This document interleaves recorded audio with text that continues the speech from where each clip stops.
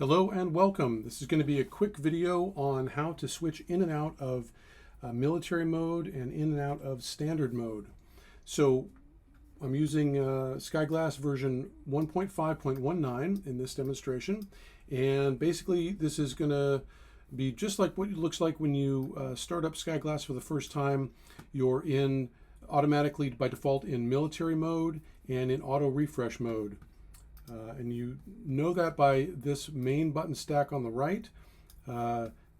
Couple indicators that you're in mil mode. First, this shield icon will be enabled green, and you'll see that in the main load button this will be a fighter aircraft as opposed to a normal jet aircraft, which is in normal standard mode. So let's do that now. I'm going to click on this big shield, switch us into standard mode. And when we do that, a couple things happen. You'll notice, whoops, yeah, I'm flipping back and forth. There we go. Okay, a couple things are going to happen. One, the icon will change. As you can see now, it looks like a regular jet aircraft. You're also going to get this new pop-up panel here on top of the auxiliary button stack. So just as a review, this is the auxiliary button stack just to the left of the main button stack here. And as you enable or disable features, you're going to get more little pop-up panels. And the one we're concerned about is this top one, which is the aircraft class declutter and filter panel. Okay, and the next thing that's going to happen is you're going to get this other new pop-up window, which is the location chooser and search distance radius slider. Okay, so as you can see, I have the normies turned off. That's this first icon here.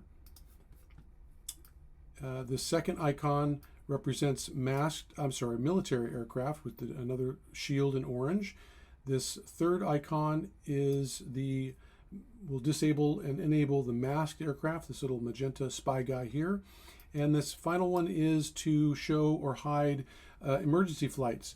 Now, it's worth noting any of the three normal classes can become emergencies if they're designated by the FAA, given an emergency squawk code or transponder code, and then they become an emergency flight.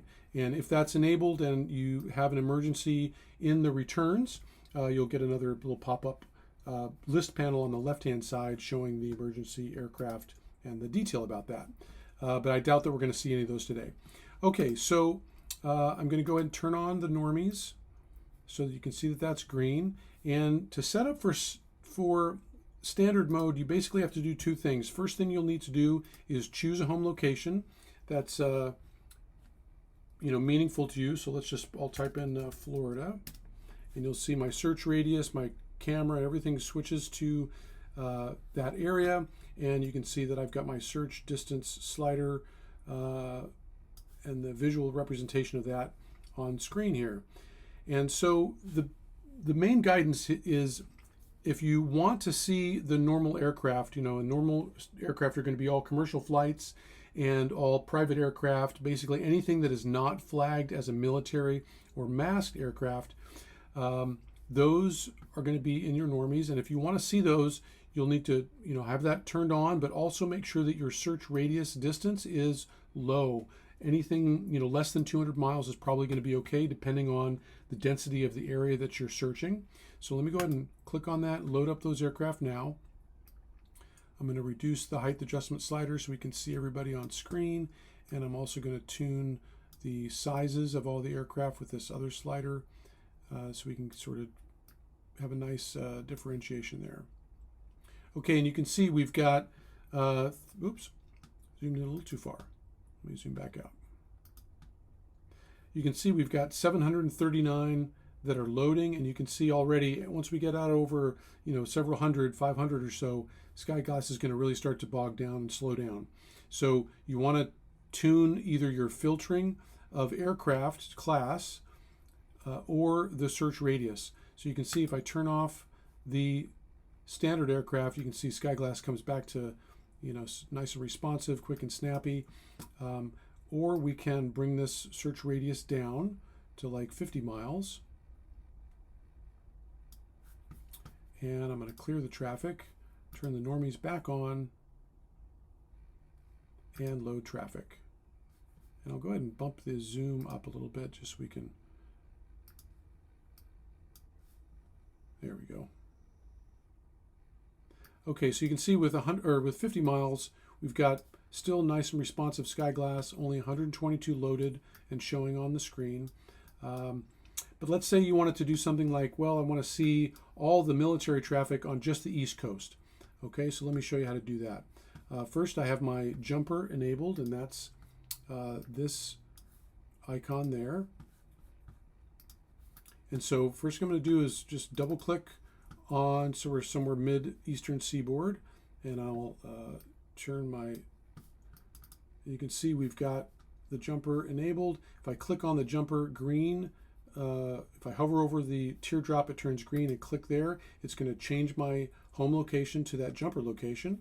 And now I'm going to increase my search radius so that it covers the eastern seaboard. And I'm going to turn off the normies, and I'll turn off the masked aircraft, and now I'll load traffic. And now you can see, let me tune this up a little bit more. Now you can see we've got military traffic just on this sort of East Coast. All right, if you wanted to switch over to the West Coast, let's say Santa Cruz, California, sort of Northern California area. And again, our search radius is already big enough to pretty much cover the whole coast. I'll click on traffic again, load traffic, and now you can see we've just got the military aircraft on the West Coast area. Okay, if I click on the masked aircraft, you'll see those will populate from our previous load cycle. But again, if I try and load the normies with such a large search radius, it's going to really slow down SkyGlass. So if you want to do that, reduce your search radius, get your home location that you want. Let's say it's LAX.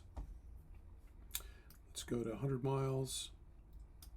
I'll burn the traffic so we clear the field, turn on normies, and load traffic.